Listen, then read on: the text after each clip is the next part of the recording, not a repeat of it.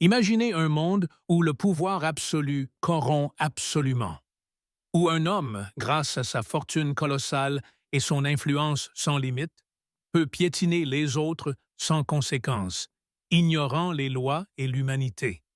Personne n'ose lever le petit doigt, de peur de tout perdre.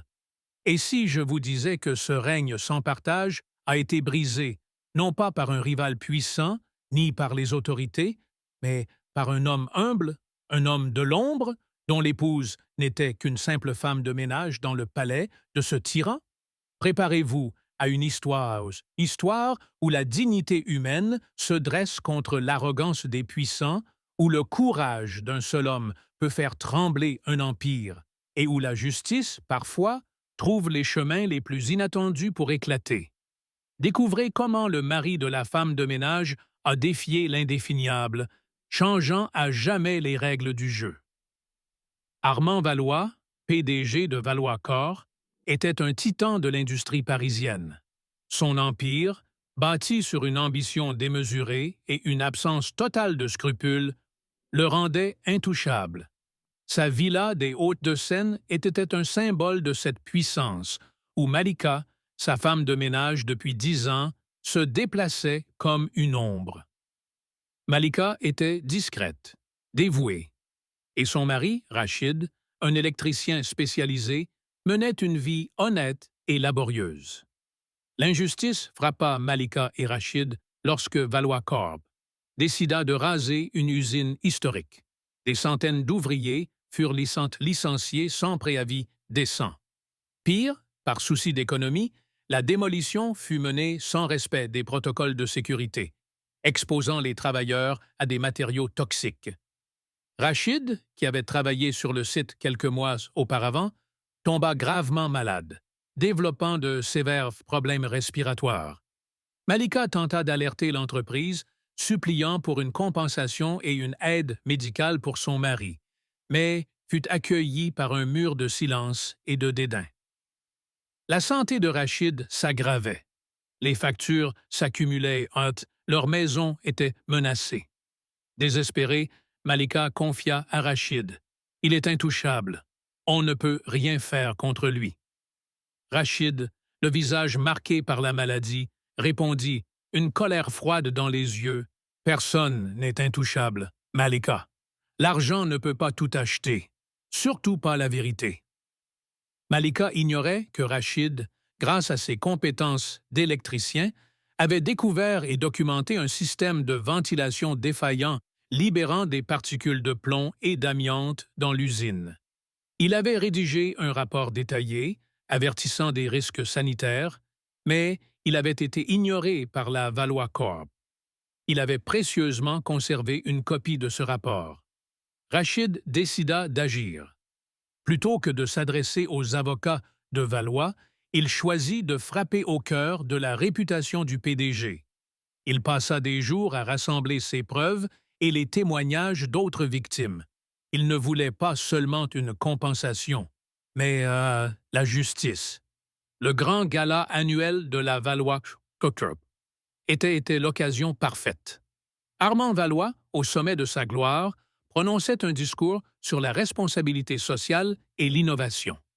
Malika, en coulisses, servait les invités. Soudain, une voix calme mais ferme résonna. « La responsabilité sociale, Monsieur Valois? Parlons-en. » Tous les regards se tournèrent vers Rachid, debout au fond de la salle, vêtu simplement, tenant une chemise jaune. Valois, intrigué, fit signe à la sécurité de ne pas intervenir. Il afficha un sourire condescendant. « Qui êtes-vous, monsieur? La Valois Corp ne distribue pas d'aumône à ses fêtes. Je m'appelle Rachid. Je suis le mari de Malika, votre femme de ménage, et je suis ici pour parler de l'usine, monsieur Valois. L'usine que votre entreprise a détruite, en détruisant au passage la santé de centaines de travailleurs. » Valois éclata de rire. « L'usine? Cette antiquité?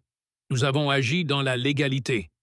Vos accusations sont ridicules. »« Ridicules, dites-vous? » Rachid s'avança, sa voix gagnant en force, et brandit son rapport détaillé, photos et analyses à l'appui.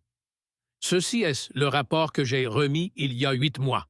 Un rapport sur la contamination par l'amiante et le plomb que votre entreprise a ignoré. Ce n'était pas une antiquité inoffensive, Monsieur Valois, c'était une bombe sanitaire. Le sourire d'Armand Valois s'évanouit, remplacé par une panique croissante. L'audience était silencieuse. « C'est un faux !» hurla Valois. « Pas du tout », répondit Rachid avec dignité. « J'ai des copies et j'ai les témoignages de ceux qui sont aujourd'hui malades. » La salle était en ébullition.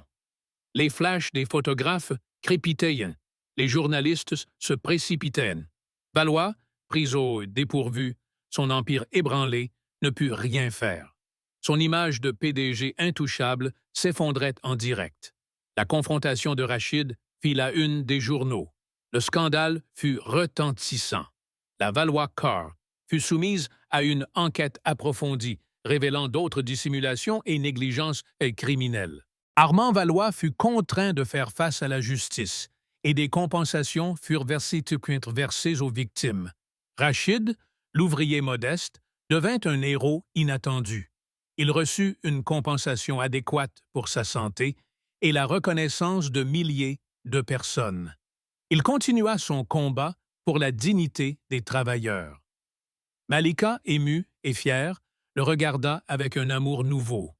Il avait osé défier l'intouchable, non par la force ou l'argent, mais par la vérité et le courage.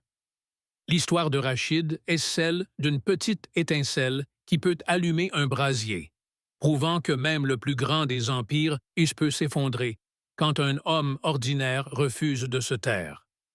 Cette histoire vous a-t-elle touché au plus profond de vous-même? Vous a-t-elle fait croire à nouveau au pouvoir de la justice et à la force de l'individu?